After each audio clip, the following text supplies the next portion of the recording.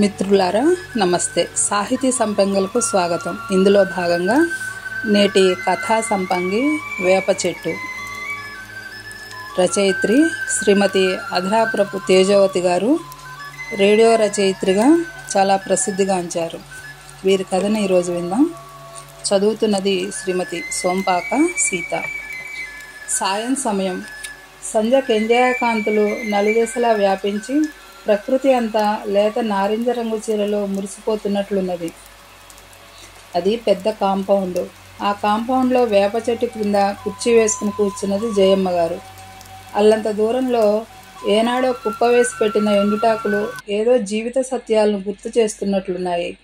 అది చూడగానే, అరే రామయ్య, ఈ ఆకులన్నీ తగలబెట్టమంటే పెట్టనే లేదు కాబోలు అనుకున్న జయమ్మ గారు అంతలో ఎందుకో చిన్నగా నవ్వుకుని ఎండిన ఆకులను అలా వెంటనే తగలబెట్టాలి కాబోలు అనుకుంది. అవును, పండగంటే తనకెందుకో ఇల్లు వాకిలి అంతా కళకళలాడుతూ ఉండాలనిపిస్తుంది. ముఖ్యంగా ఈ ఉగాది పండుగకు అంతా నవజీవనంతో తొణికిసలాడాలనిపిస్తుంది. అవును, పండగ రేపే కదా, మామిడి పిందెలు కోయించొద్దు అనుకున్నది. అల్లంత దూరంలో పూత పిందె పట్టిన మామిడి చెట్టును చూస్తూ. చెట్టున చాలా పిందెలుండాలే, పిల్లలు కోసేశారు కాబోలు, ఇటువైపు అంతా బోసిపోతున్నట్లున్నది అనుకుంటుండగా అటుగా వచ్చిన రామయ్య, అమ్మా, రేపటికి వేపపూత కొయ్యొద్దు అని అడిగాడు.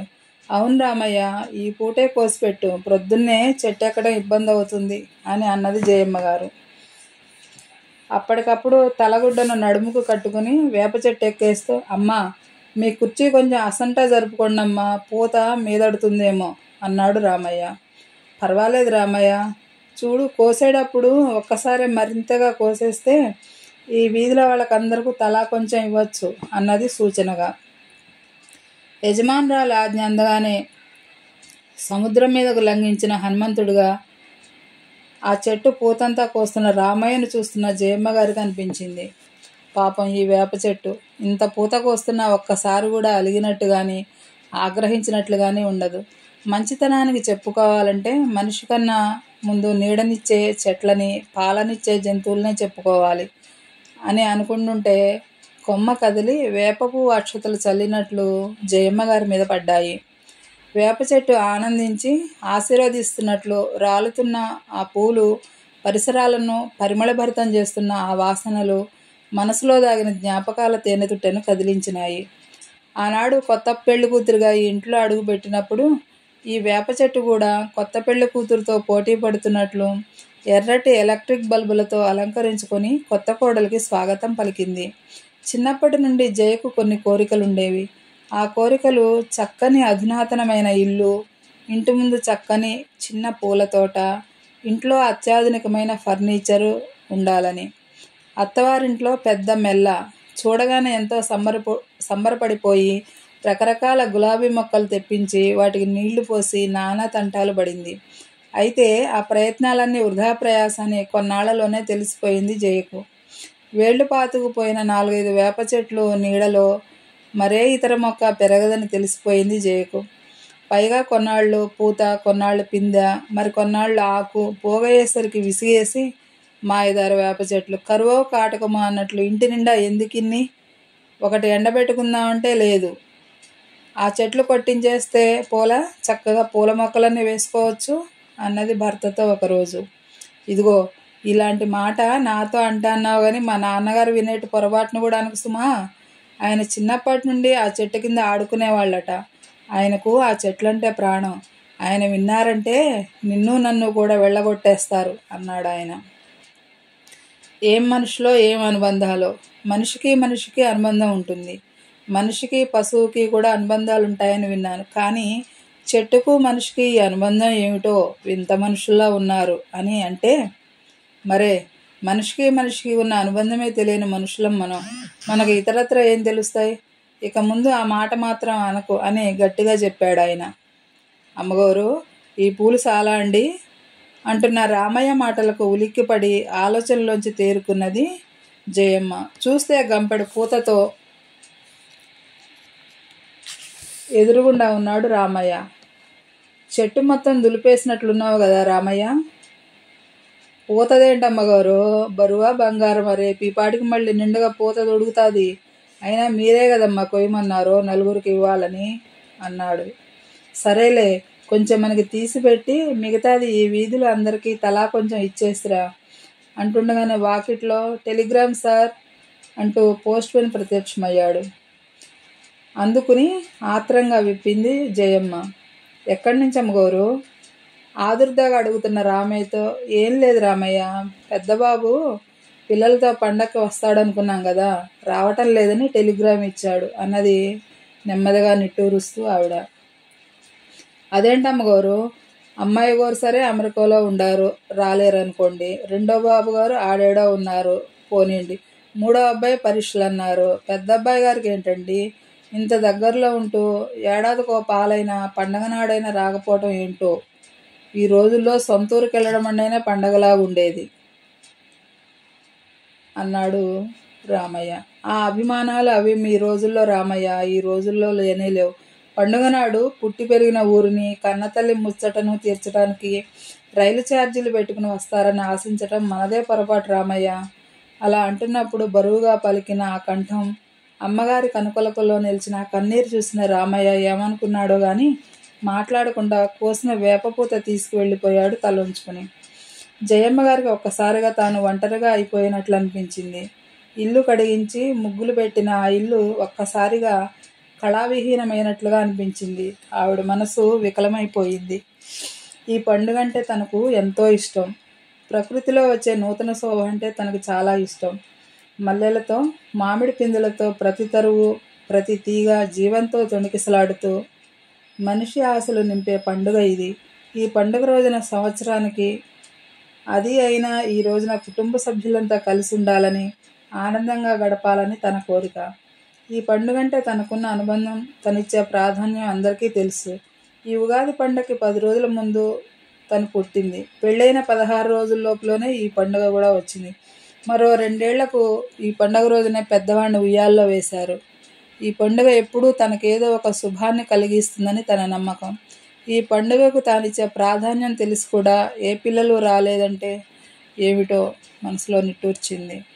జయమ్మ గారు అలా ఆలోచిస్తుంటే గేటు తీసుకువచ్చింది ఒక పాప. 7-8 ఏళ్లున్న ఆ పాప సరాసరి ఆమె దగ్గరకు వచ్చి, మా అమ్మమ్మ మరే మిమ్మల్ని అడిగి మరే మామిడికాయ ఇప్పించుకురమ్మంది అన్నది చక్కెర లాంటి కళ్ళు తిప్పుతూ. ఆలోచనల్లో ఉన్న జయమ్మ గారు గబుక్కున కళ్ళు ఒత్తుకుంటూ, అమ్మమ్మగారా, ఎవరామె అని అడిగింది పాపని. ఆ అమ్మాయి బిక్కమ్మగం వేసుకుని, మా అమ్మమ్మ, అదిగో ఆ ఇల్లు మాది అంటూ పక్కిల్లు చూపించింది. నువ్వు కామేశ్వరమ్మ గారి మనవరాలివా? ఎవరు, పెద్దమ్మాయి రుక్మిణి కూతురువా, లేకపోతే రెండో అమ్మాయి సీత కూతురువా అంది ఆశ్చర్యంగా.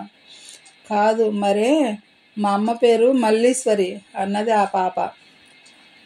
మల్లీశ్వరి కూతురువా అని, మీ అమ్మ కూడా వచ్చిందా మరి పండక్కి అని అడిగింది జయమ్మ గారు. ఇప్పుడే వచ్చాం, మా అమ్మమ్మేమో మరే మిమ్మల్ని అడిగి అని ఆ పాప అంటుంటే జయమ్మ గారు రామయ్యను కేకేసి పాపకు మామిడికాయలు కోసివ్వమని చెప్పి పంపింది. మల్లీశ్వరి అంటే ఆమె ఆలోచనలకు టక్కున బ్రేకు పడింది. జ్ఞాపకాల గనిలో త్రవ్వకాలు మొదలైనాయి. ఎన్నో సంవత్సరాల క్రిందటి మాట. పండుగకు తను, భర్త, పిల్లలు కలిసి వచ్చారు ఇక్కడికి. అప్పటికి అత్తగారు బతికే ఉన్నారు.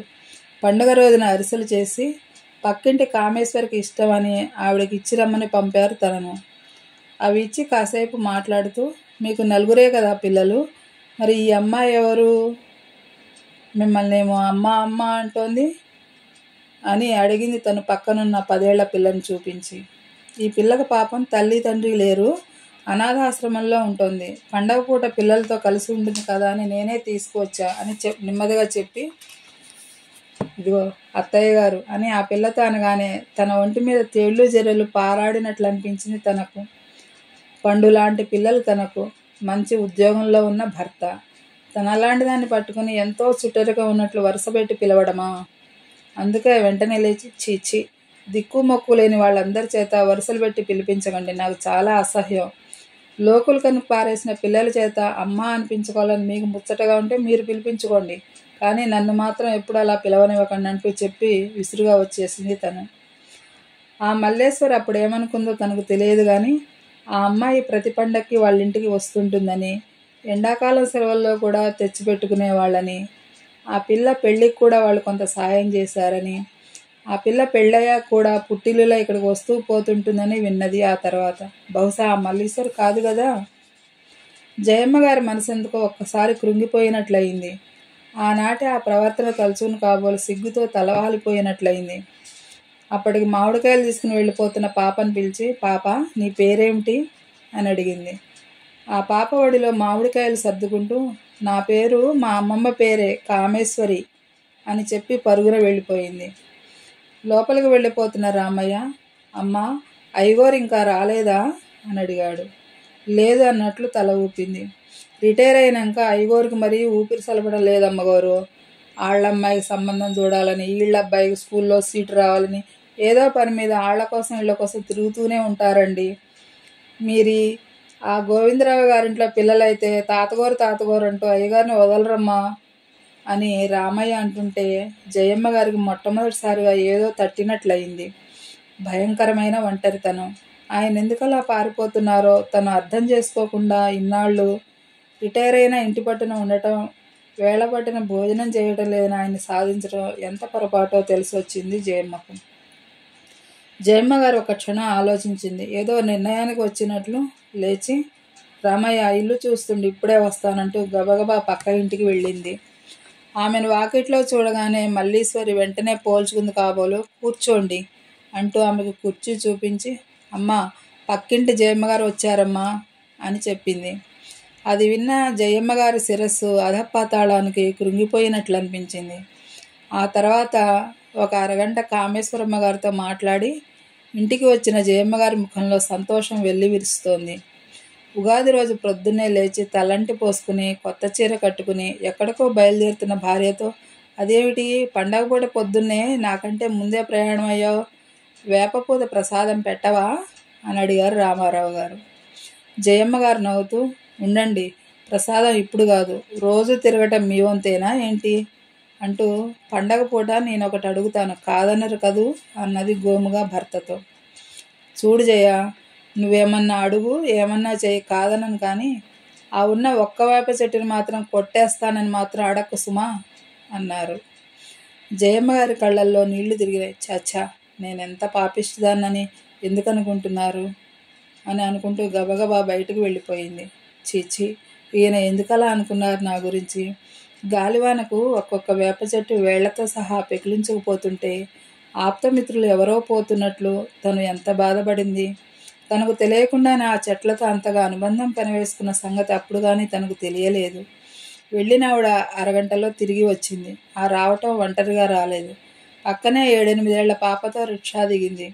వాకిట్లో కూర్చుని పేపర్ చదువుతున్న రావుగారు ఆశ్చర్యంగా చూస్తూ, ఎవరి అమ్మాయి అన్నారు. మనమ్మాయే, మా చెల్లెలు రాధమ్మ మనవరాలు సుజాత. తాతయ్య గారికి నమస్కారం చెప్పమ్మా అన్నది ఆ పాపతో. రామారావు గారు మరింత ఆశ్చర్యంతో చిన్న చిన్న చేతులతో, తాతయ్య గారు నమస్తే అండి అని, అమ్మమ్మ ఈ ఇల్లంతా మనదేనా అన్నది పాప ఆశ్చర్యంగా. ఆ పిలుపు ఘనీభవించిన ఏ గుండె శిలలను కరిగించిందో గాని కళ్ళు చెమర్చగా జయమ్మ గారు, అవునమ్మా మన ఇల్లు బాగుందా, నీకు నచ్చిందా? తలంటి పోసుకున్నాక తాతయ్య గారు నిన్ను బజారుకు తీసుకెళ్ళి బట్టలు కొని పెడతారు కొత్తవి, మంచివి నీకు ఇష్టమైనవి అని బెరుకు బెరుకుగా చూస్తున్న ఆ పాప బెదురు పోగొట్టి దొడ్లోకి పంపింది జయమ్మ గారు. ఆ పాప అటు వెళ్ళగానే, ఇప్పుడు చెప్పు కొత్తగా ఈ చెల్లెలు ఎక్కడి నుండి వచ్చింది నీకు అడిగారు ఆయన నవ్వుతూ. ఆవిడ తాపీగా చెప్పింది, నిన్న బాబు దగ్గర నుండి పండుగకు రావటం లేదని టెలిగ్రామ్ వచ్చాక ఎందుకో చాలా బాధేసిందండి. ఈరోజు అనాథ శరణాలయానికి వెళ్ళాను. ఈ పాపకు నా అన్న వాళ్ళు ఎవరూ లేరట.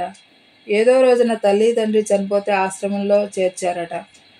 ఆ మాట చెప్తుంటే బిక్కమగంతో నిలబడ్డ ఆ పాపను చూస్తుంటే నా గుండె తరుక్కుపోయిందండి.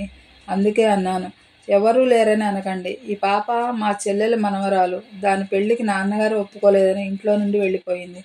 తర్వాత దాని సంగతులు ఏమీ తెలియదు. ఎంత ప్రయత్నించినా తెలవలేదు. నిన్ననే తెలిసింది. మా రాధమ్మకు కూడా కూతురు పుట్టిందని, ఆ పిల్ల కూడా పోయిందని, దాని కూతురు ఇక్కడ ఉందని, వెంటనే వచ్చేశానని చెప్పాను. అబద్ధం చెప్పినందుకు మీరు క్షమించాలి అన్నది జయమ్మ గారు. అది సరే, ఈ వయసులో ఈ పిల్లని తీసుకొచ్చావు, అసలే ఆడపిల్ల, పెళ్ళి పేరంటం, నేను అసలే రిటైర్ అయ్యాను అన్నారు. ఆ విషయం నాకు తెలియదుటండి. ఏం లేదు, ఇలా పండుగలకు పబ్బాలకు సెలవులకు తీసుకొచ్చి కొన్నాళ్ళు అట్టే పెట్టుకుందాం. తనకెవరూ లేరన్న భావం ఆ పిల్లకు కలగకుండా కనీసం ఒకరికైనా నీవు దిక్కులేని దానివి కావు, నీకు మేమంతా ఉన్నామనే భావం కలిగిస్తే ఈ వయసులో మనకు తృప్తి, ఆ పాపకు తృప్తి. ఆ మల్లీశ్వరి చూడండి, కన్నబిడ్డల కంటే ఎంతో అభిమానంగా. జయమ్మగారు అంటున్న ఆ మాటలు ఆయనకు అర్థం కాలేదు, కానీ కొత్త మనవరాలకి కొత్త బట్టలు తెచ్చే సన్నాహంలో పడిపోయారు ఆయన. మిత్రులారా, మీకు ఈ కథ నచ్చినట్లయితే లైక్ చేయండి, ఒక కామెంట్ రాయండి, మీ మిత్రులకు షేర్ చేయండి, సబ్స్క్రైబ్ అవ్వండి. మరింత మంచి సాహిత్యంతో మీ ముందుకు వచ్చే నా ప్రయత్నానికి ప్రోత్సాహాన్ని ఇస్తారని భావిస్తూ ధన్యవాదాలు. మరో రచనతో మీ ముందుంటాను. అంతవరకు సెలవు. నమస్తే.